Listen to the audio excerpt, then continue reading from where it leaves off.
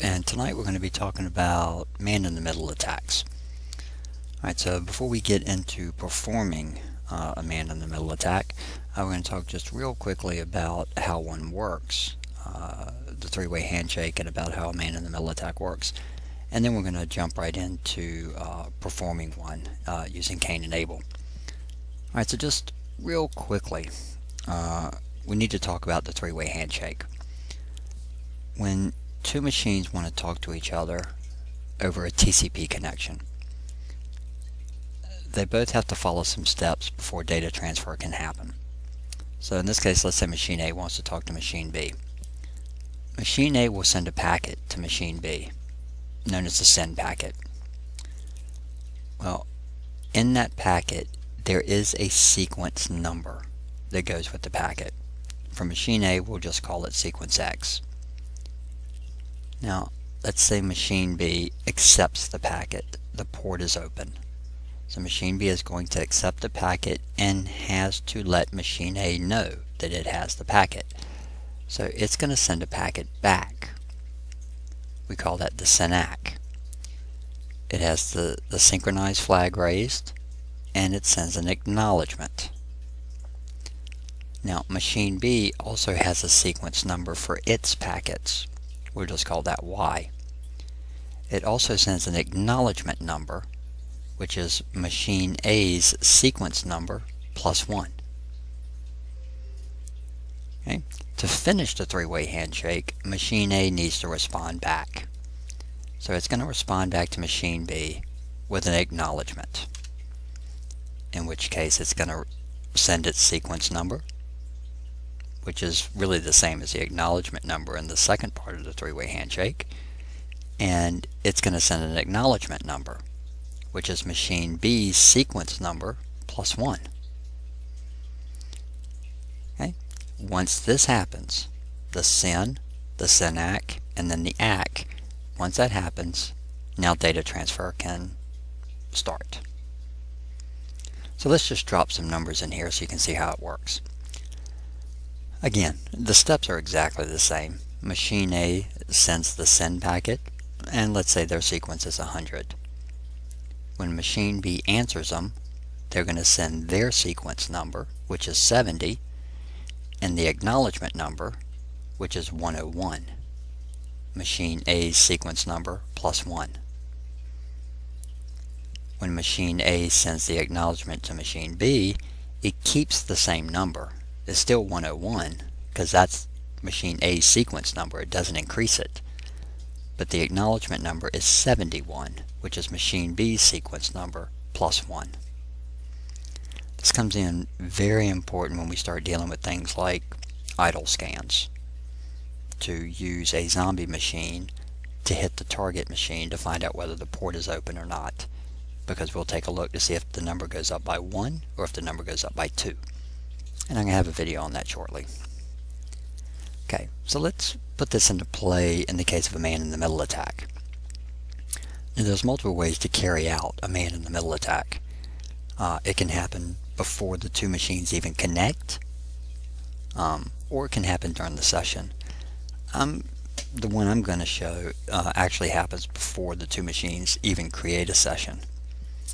But let's say that Jim and Steve want to talk. Of course, they think they're going to be communicating this way, straight to each other. But an attacker is really in the middle. So while Jim and Steve believe they're just talking to each other, the attacker is actually controlling the conversation. They just don't know it. So every packet that Jim sends out, it goes to the attacker. Every packet that Steve sends out, it goes to the attacker.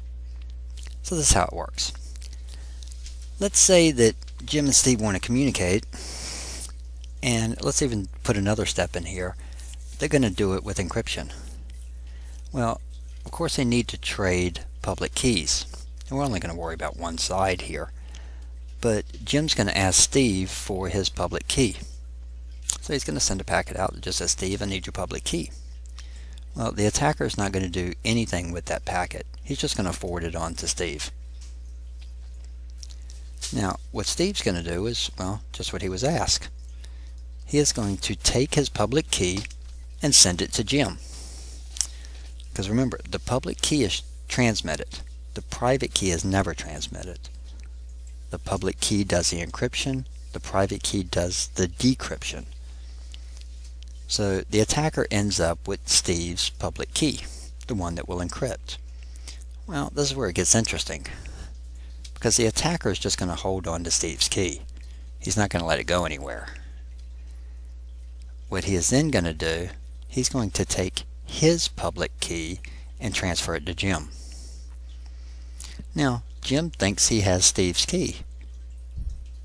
That's what he asked for. He asked for a key. Well, he did get a key, it's not Steve's. It's the attacker's key. Again, remember, this key that's being transmitted is the one that's going to do the encryption. So he sends his own key to Jim. So now Jim's going to do what he's supposed to do. He's going to encrypt all of his data with that key. Well, unfortunately, whatever he sends can be decrypted because it's encrypted with the attacker's public key. The attacker has his own private key, so he can decrypt that data. So now he can read everything that comes from Jim, even though it's encrypted. Now he can modify this data, or he can just read it and then pass it on. But for this to work, and without Steve knowing that anything's going on, when the attacker decrypts the data and modifies it or reads it or whatever, he then needs to encrypt it again, but with Steve's public key. And now Steve will get an encrypted packet with the right key, in which case Steve's machine will decrypt it because he has his own public key, he has his own private key, and he doesn't know any different. So Jim knows that he's encrypting the data. Steve is decrypting the data. What they don't know is that Jim's encrypting with the wrong key, and the key is being switched in the middle of the payload. So that's the way it works. The big step here is the second step, where the attacker holds on to Steve's public key and then transfers his own public key to Jim. Because now Jim is encrypting with the wrong key, in which case the attacker can decrypt it, read the contents, change the contents, and then encrypt it with the correct public key, and then send it to Steve, in which case he decrypts it with his private key. So that's how it works. So I am going to start up these virtuals here and show you how to do a very simple man-in-the-middle attack using Cain and Abel.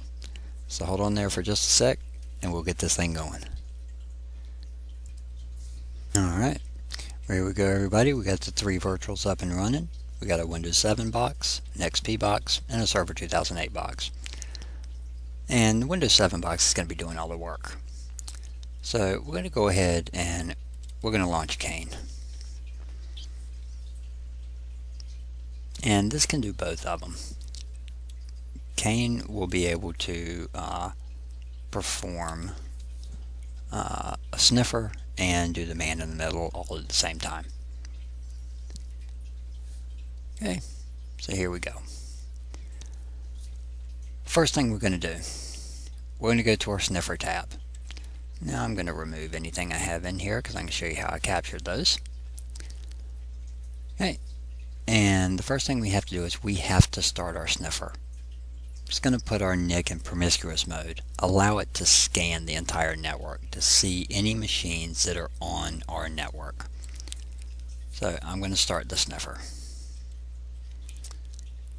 And then I'm going to tell it to scan for it. I'm going to add to my list. I'm going to tell it to look for all hosts. And I'm just going to click on OK. It's going to scan the network I'm on. And it's going to come back with every machine that it finds. Well, here's the 2 we're going to deal with. 10 and 11.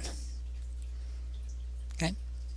So now that we have some machines inside of there, we can go to the tab down here at the bottom that says APR. That's an ARP poison. So I'm going to switch to that tab. click in the box at the top and click on the Add to List. I'm going to tell it to go between machine number 10 and machine number 11 and click OK. Now that's going to add it here, but it's going to stay idle. Okay, so it's going to say idle.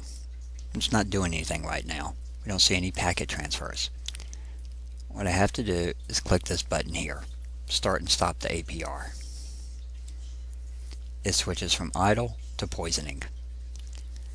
Now we have packet numbers. So what you'll be able to see, let's say if I go to my server box, and if I just say ping my XP box, you'll see that those packets are coming through. Okay. Now this goes both ways. I'm just going to do it from server to XP because XP is running a website as well as running an FTP site. So let's say I want to log in to a website that another machine is hosting and somebody's in the middle.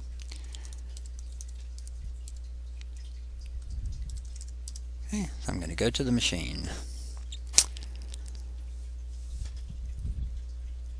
And when that comes up, I'm going to put in my username and password, and we'll see what happens.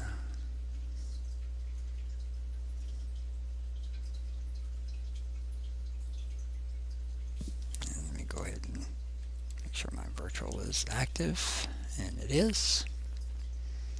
There we go.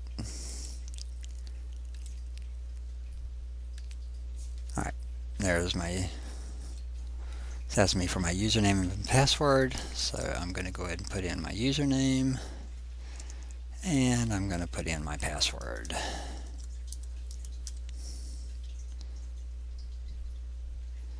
And I'm going to submit it.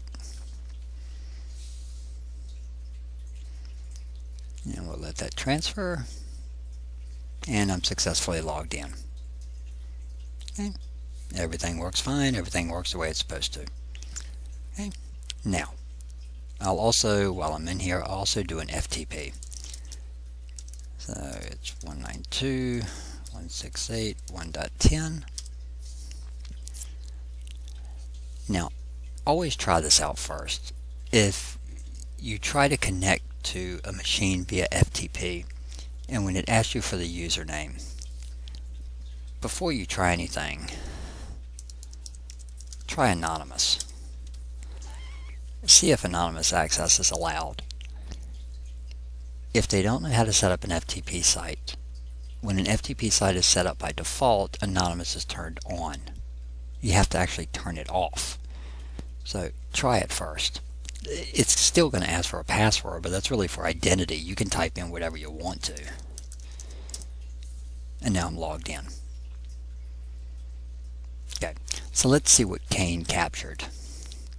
So I'm going to switch to Cain. Now I'm still poisoning, but here's my passwords field down here at the bottom, my passwords tab. There we go.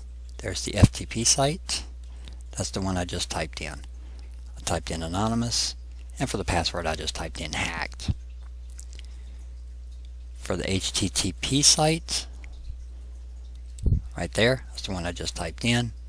Admin was the username, and m@l3k was the password. Now it will even capture if they type in the wrong password, of course. It's going to capture those too. It doesn't just capture successfuls. It captures anything that you type in. So anything that's transferred between those two machines will fall inside of here. I can get POP3s, I can get IMAPs, I can get ICQs, I can get SQL passwords, radius passwords,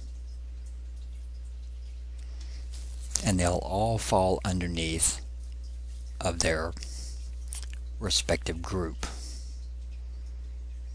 I can even get pre-auth keys and pre-shared keys. Okay. So as long as I keep that on, I'm between those machines.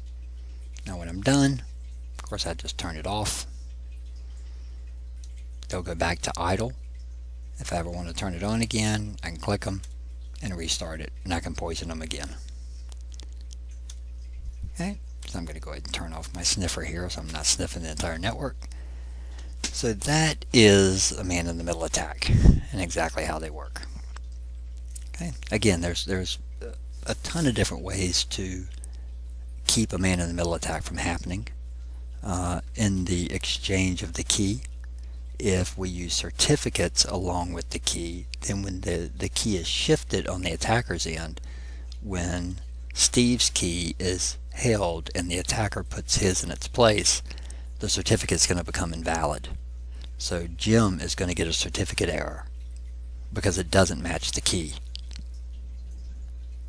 So there are plenty of ways to stop man-in-the-middle attacks. Unfortunately, not a lot of people do it. So that's how it works.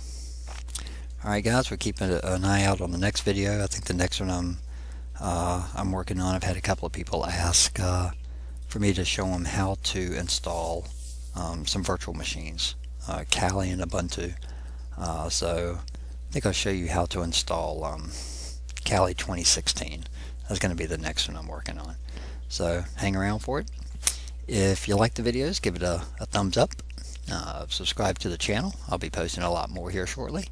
And until then, have a good night.